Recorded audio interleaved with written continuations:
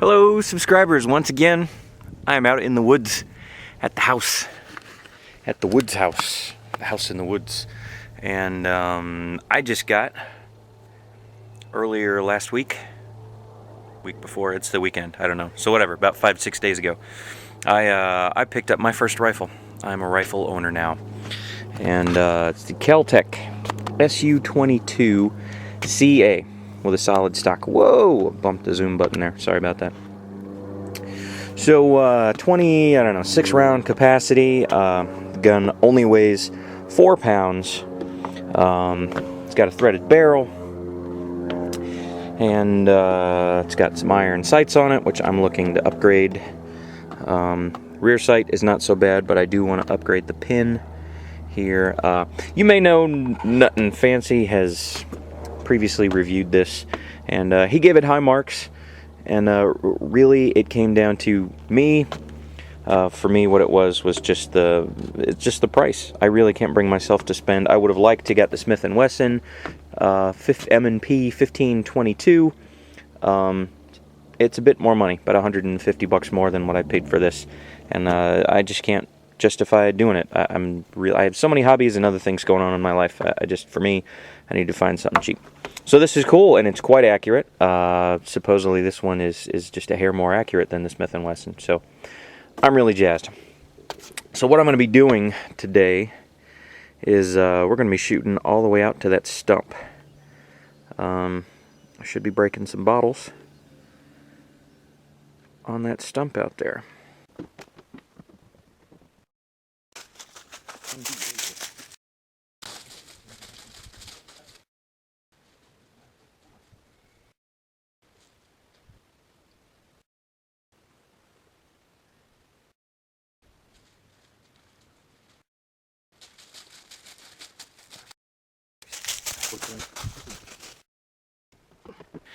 Anyway, so we're going to load up the rifle. I'm going to go with some 22 subsonic. We'll see how that works out, and then we'll go. I've already dug into the Federal pack. Now I do have to say, this gun, out of the box, I was getting probably about 75% failure rate shooting.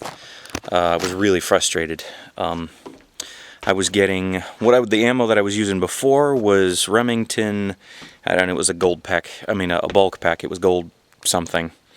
I don't remember exactly what it was called, but most of the rounds were misfiring. When I switched over to the Federal box, I was getting some jams. The casing wasn't ejecting right fully, and it was just an absolute mess, and I really got frustrated like immediately. Only after about maybe 20 or 30 rounds I thought, is this a break-in period? You know, I'm still kind of new with guns. So I hit up a friend. He suggested that I try a little bit of lube. So I dropped some lube down onto where the rails ride on, where the bolt slides on, and then into the right around the area where the feed ramp is. And lo and behold, dude, that fixed it right up. So no more failures. Your typical failure rate then, it dropped down to about maybe, 5 or 10%. Anything you would normally expect for when you buy a bulk pack of ammo. So that's, you may have that same experience. So, don't, the gun isn't crap. It's just not ready to fire right out of the box. That's all. It's no big deal. A couple drops of lube and she's ready to go. That's dirty. Okay, so I'm going to kill the camera here for a second. We'll load up the weapon, and then we'll take some shots at 3 of those 3 bottles that I've got set up out there at whatever the distance equivalent is to 42 paces for somebody my size. There we go. I don't know if the camera's going to be able to pick up the difference when I go from the subsonic to the other brand, the standard shot, whatever that Federal bulk pack is done at. But all right, safety off, and we are hot. Take a couple shots at the bottles, and then I'll stick the camera on the bottles so we can watch. Let's see how this goes.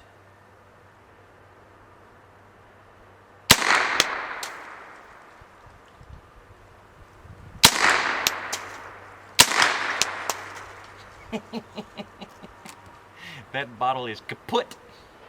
I moved the peep sight over just a hair last night, and this is the first time that I've shot with it, so I'm trying to get back to where the rifle, where we know for sure is dead on.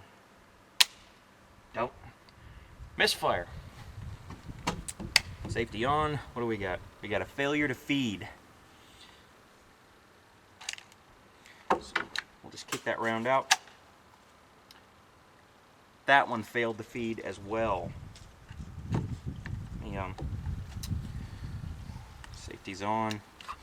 Drop the clip. Son of a... Kick that round out of there. Slam it home.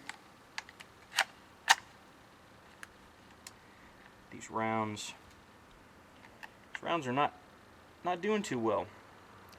I'm kind of disappointed. I'm not happy. I don't expect this one to do much either. I'm not sure it's fully seated. We'll give it a try. If this one fails, I'm dumping this ammo. Yep, that's what I expected. Safety on, clip out, kick that round out. May need a couple drops of lube. So you know what I'm going to do? I'm going to dump this ammo out of the clip. Where am I? There I am. I'm going to dump the... I'm going to take a nap. I'm going to dump the ammo out of the clip and we'll go to the standard federal stuff. I don't know if maybe there's enough oomph to feed these, get these bullets going. Or maybe it just needs another squirt of lube. I haven't put too many rounds through it yet, so I can't imagine it's filthy dirty, and that's what's causing the failure to feed. But whatever. So we'll load the clip up with something different and get back to you. Okay, welcome back. I've got 15 rounds of the Remington bulk, or the Federal bulk.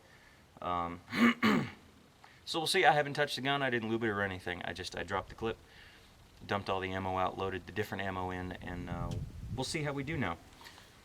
All right, got a round chambered, weapons live. Going for the green bottle. You can't see the green bottle. That is definitely much louder. Destroyed the green bottle. So, now that I know that we're doing okay, I'm going to switch the camera angle, and I'll point you out towards the bottles so you can watch the mayhem. Safety is on. Okay, so I now have you trained on a single bottle of, who the heck's the manufacturer? Oh, Bell's. That's a Bell's Winter White Ale. Not that that makes a difference, but in case you're a beer fan too. So, that bottle's gonna die.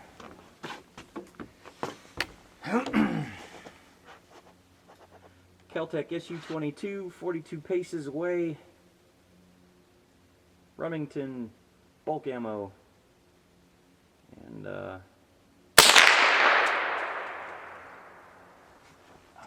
did I blow the side out of that bottle? No, but I hit something else, I believe. Alright, I saw some glass fly. Let's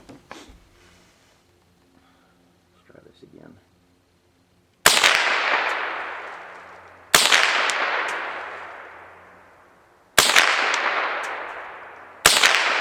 There we go.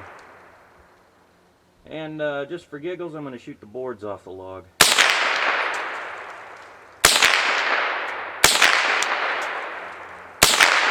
Blow the crap out of it. Yeah, anyway. So that's good fun. Weapon is safe. And that was a good time. I like that. I have to go set up more bottles. And maybe I won't do the camera some more. Yeah, sure, we'll do the camera. I'll be right back. Okay, the new targets have been set up.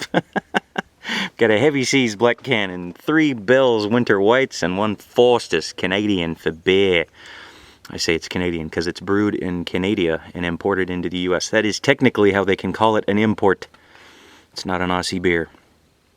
That is a 2-inch circle spinner target that I picked up at Bass Pro, and I've been doing, when I first pulled the rifle out of the box, if I lined up the top right-hand corner of the front sight post on that little plate, I could hit it and spin it around consistently. So now I've moved the rear sight towards the center a little bit. It was off just a hair. So now I've moved it towards the center. I'm still getting used to how it shoots. It may take me a few, but once I get a feel for how these bottles are doing and how the sight is, then I'll drop the camera down and we'll take some shots at that target that I can barely see with my naked eyes from this distance, because without the bright orange sticker on it. But anyway, enough talking. Let's blow through some bottles. I reloaded the clip up with at least about 15 or 16 rounds, so we'll see how we do. Safety off. Weapon is hot. And we're going to try and go from right to left.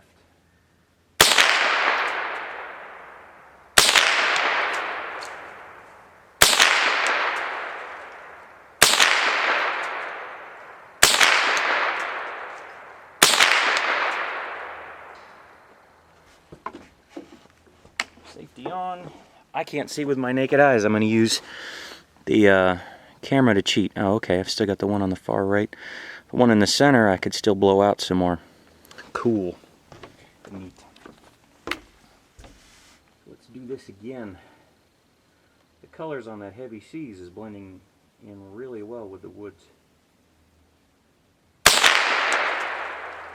Not anymore. And that Foster's is dead. How did I do? Safety on. Come back to the camera, and everybody's dead. Okay, I blew the right-hand side of that Foster's bottle. Anyway, so I think I have a better idea of how we're doing. Let's see if we can't hit the little spinner. I forget which brand it is. It might be Redhead for all I know. Bass Pro brand. 15 bucks.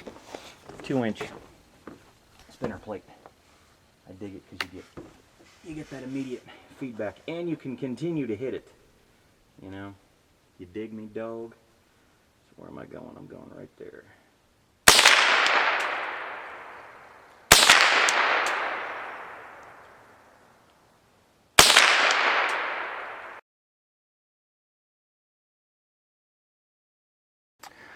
I dig it. I'm enjoying it. I'm probably going to get, just for looks, I'm going to set it up just like Nothing Fancy has it, not because it's what he has, but honestly it's a lot of cool little details that I dig myself. I'm probably not going to put a foregrip on it. I'll either use my Phoenix LD20 and mount that on the front, or and I think that may end up being what I'm going to do, because the LD20 is too big, runs on 2 AA batteries, and it's too long for me to carry around on my belt. It does get in the way with the seat belt when I'm in the car and all that crap. So I'll get the LD10, which is a single AA battery, and that's shorter. So I'll mount the LD20 on this weapon. I don't know if I'm going to get an optic or if I'm going to put a red dot on there. I don't know. I don't mind just going with iron sights, but like I said, this post, if I can get the camera there, this post, when you're looking at something that's as, you know, at least as many paces away as I was, it's really, really fat. How can I, that's the best way to do this. There we go. There we go. So yeah, if I could get something that's much, much skinnier, I'd be happy with it.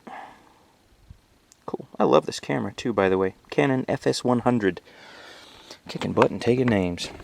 So, I have rambled on and on enough.